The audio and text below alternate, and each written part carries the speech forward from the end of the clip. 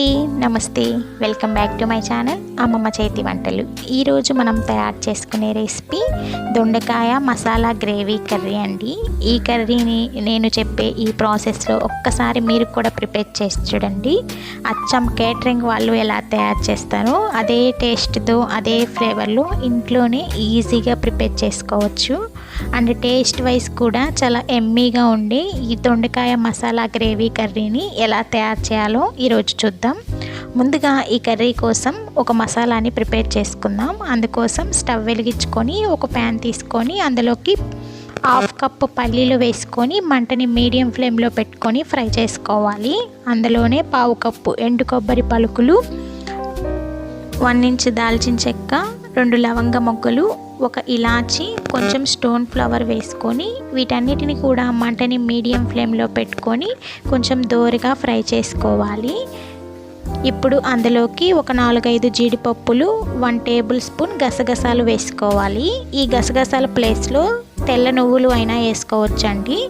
వీటన్నిటిని కూడా కొంచెం దోరగా ఫ్రై అయిన తర్వాత స్టవ్ ఆఫ్ చేసుకొని ఈ మిశ్రమాన్ని బాగా చల్లారనివ్వాలి. ఈ మిశ్రమం బాగా చల్లారిన తర్వాత ఒక మిక్సీ జార్లో వేసుకొని ఫైన్ పౌడర్ లాగా గ్రైండ్ చేసుకోవాలి.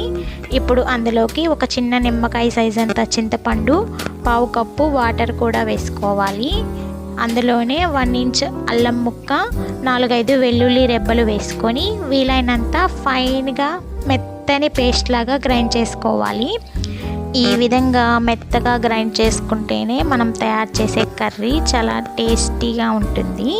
ఇప్పుడు స్టవ్ వెలిగించుకొని ఒక ప్యాన్ తీసుకొని 3 టేబుల్ స్పూన్ ఆయిల్ వేసుకోవాలి. అందులోకి 1/2 కేజీ దొండకాయలను గుత్తి వంకాయకి ఎలా కట్ చేస్తామో అదే విధంగా దొండకాయలను కూడా కట్ చేసుకొని ఈ ఆయిల్లో వేసుకొని ఒక 60% ఫ్రై అయ్యేంత వరకు ఫ్రై చేసుకోవాలి. ఈ విధంగా ఆయిల్లోనే ఒక 60% దొండకాయలు కుక్ అయితే మనం కర్రీ తయారు చేస్తున్నప్పుడు దొండకాయలు త్వరగా కుక్ అవుతాయి. చూస్తున్నారు కదండి.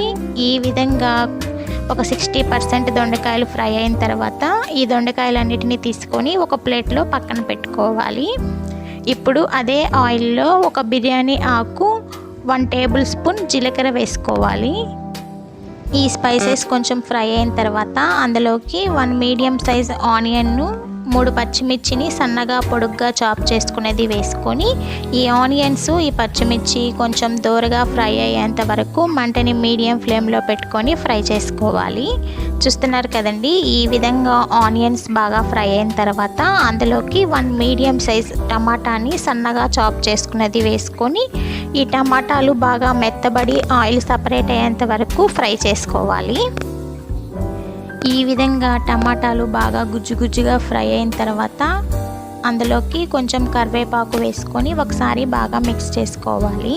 ఈ కర్రీలో టమాటాలు బాగా మగ్గితేనే కర్రీ టేస్ట్ చాలా బాగుంటుంది. ఈ విధంగా అన్నీ బాగా ఫ్రై అయిన తర్వాత లాస్ట్లో మనం ముందుగా గ్రైండ్ చేసి పక్కన పెట్టుకున్న ఈ జీడిపప్పు పేస్ట్ని వేసుకొని ఆయిల్లో ఒక 2 మినిట్స్ బాగా ఫ్రై చేసుకోవాలి.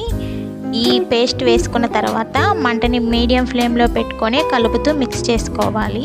చూస్తున్నారు కదండి. ఈ విధంగా ఆయిల్ బాగా సపరేట్ అవుతున్న స్టేజ్లో స్పైసెస్ని యాడ్ చేసుకుందాం. ముందుగా 1/2 టేబుల్ స్పూన్ పసుపు, 1.5 టేబుల్ స్పూన్ కారం, టేస్ట్కి సరిపడినంత salt, 1/2 table spoon garam masala వేసుకోవాలి. ఈ కారం అనేది మీరు తినే కారాన్ని బట్టి ఎక్కువ తక్కువ అనేది అడ్జస్ట్ చేసుకుంటే సరిపోతుంది.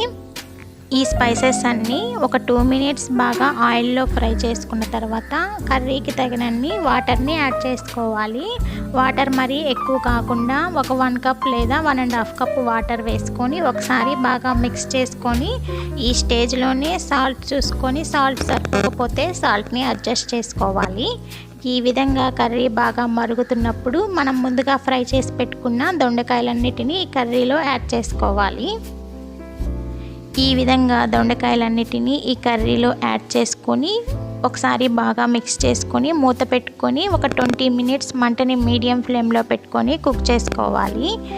మరీ దగ్గరికి కాకుండా కొంచెం గ్రేవీగా ఉండేటట్టు కుక్ చేసుకుంటే కర్రీ కొంచెం చల్లారిన తర్వాత చిక్కబడుతుంది.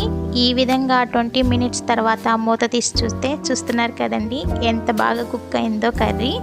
ఈ విధంగా ఆయిల్ బాగా సపరేట్ అవుతున్న స్టేజ్లో ఒకసారి బాగా మిక్స్ చేసుకొని లాస్ట్లో సన్నగా చాప్ చేసుకున్న ఒక గుప్పెడు కొత్తిమీర వేసుకొని స్టవ్ ఆఫ్ చేసుకుంటే ఎంతో టేస్టీగా ఉండే